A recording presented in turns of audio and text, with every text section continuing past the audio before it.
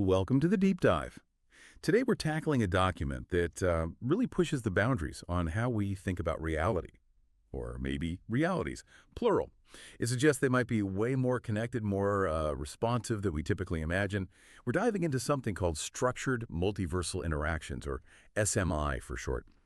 Yeah, and this comes from an article in Bibebibibe Magazine. The title is Structured Multiversal Interactions, Update Protocol, September 2025. And the author is Saikou Venga, who apparently also goes by Dr. Melvin Sewell. Now, if you follow discussions on quantum multiverses, many worlds, that kind of thing, this article offers a really different take, almost like an operating system for how these realities might, mesh together. It uses some very specific language, almost like game mechanics sometimes, so we'll unpack that. But here's the big question I want you to keep in mind as we go. What if the multiverse isn't just out there, something passive we look at? What if it's something we can actually influence, something we can, well, play within? Okay, let's unpack this. Because this source material offers a truly unique perspective on parallel realities. So the article jumps right in, this core expansion section, and it makes this pretty mind-bending claim right off the bat. It says multiversal domains aren't just theories anymore. They're described as behaving like responsive membranes. That phrase alone, responsive membranes, it paints a picture, doesn't it? It really does, and it signals a fundamental shift in thinking, right? When the article says responsive membranes, it's not talking about passive observation. It implies interaction, a give and take. They're specifically mentioned as being capable of causal feedback, gravitational influence, and narrative convergence. Okay, causal feedback, gravitational influence, narrative convergence. Can you break those down a bit? Sure. So causal feedback, well, that suggests an action here in our reality doesn't just stop here. It echoes. It sends out ripples that can actually affect events in another reality. Maybe subtly, maybe not so subtly. Right, like cause and effect, but across dimensions. Exactly. Then gravitational influence, that's maybe more literal. It hints that nearby universes might actually exert a physical pull on each other, like gravity, but between whole realities, potentially distorting their shape or structure. And narrative convergence, maybe the most fascinating one. It suggests the stories, the major plot lines unfolding in one universe can somehow influence or align with the stories happening in others, like shared themes or destinies bleeding across. So these parallel universes aren't just existing side by side in isolation. They're, constantly interacting, influencing each other. That's the core idea presented here, yeah. It moves way beyond just a theoretical possibility. It really does. Yes. If our actions, even the stories we tell or live out, can ripple across and affect other realities. I mean, that gives agency a whole new dimension, doesn't it? It absolutely does. It raises questions about, the scope of our influence. Are we talking deliberate manipulation here, or is it more like a natural consequence of proximity? The article actually gets into specific mechanisms, which suggests maybe both are possible. It frames these influences as structured, detectable. There are rules to this interaction. And that brings us to the key findings section. This is where it gets really interesting, like you said. The article outlines specific ways these interactions happen. First one, cross-reality feedback loops. It says, and I'm quoting here, reality-level analyzer reveals narrative decisions in one domain influence probability structures in another. Right, that's a big one. Cross-reality feedback loops, it really emphasizes the narrative decisions part. So choices made, maybe even just the direction a story takes in one universe, aren't contained. They can actually shift the odds, the probabilities of similar things happening in other universes. It's like biasing the dice across reality. Biasing the dice. Okay, so a major choice here can make a similar choice slightly more or less likely somewhere else. That's the implication. Not necessarily a direct one-to-one cause, but a statistical influence. And this reality-level analyzer, it's presented as a tool that can actually detect these shifts in probability. So it's measuring these echoes, these probability shifts across realities. How would that even work? Or does the article get into the tech? Not the nitty-gritty technical details, no. But it implies it operates on some kind of quantum level, maybe resonance, entanglement.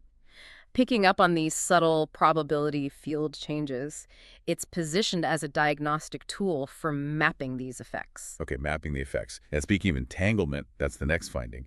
Quantum entanglement. The article says multiversal memory clusters act as mythic save points across dimensional jumps.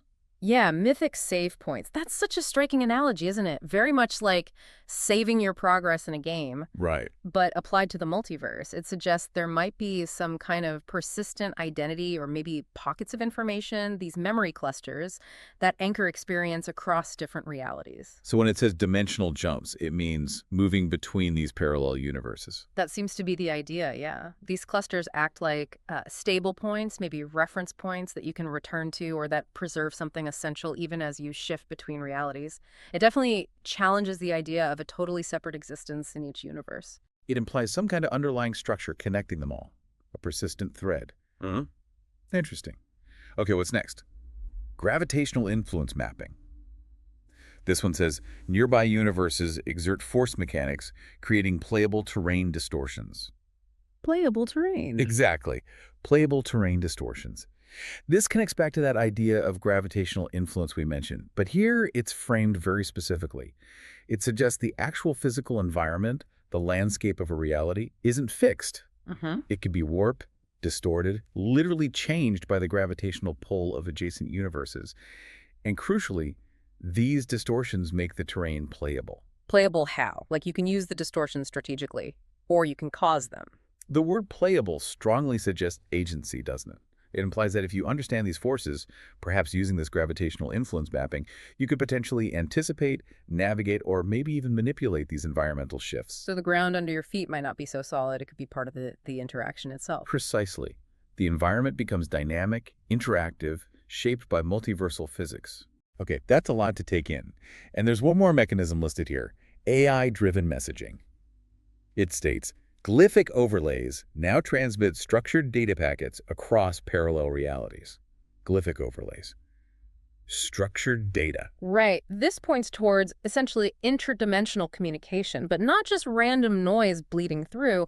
We're talking structured information, data packets, sent intentionally. Using glyphs, like symbols. It seems so. Glyphic overlays suggest some kind of visual or energetic language, a code that works across dimensions.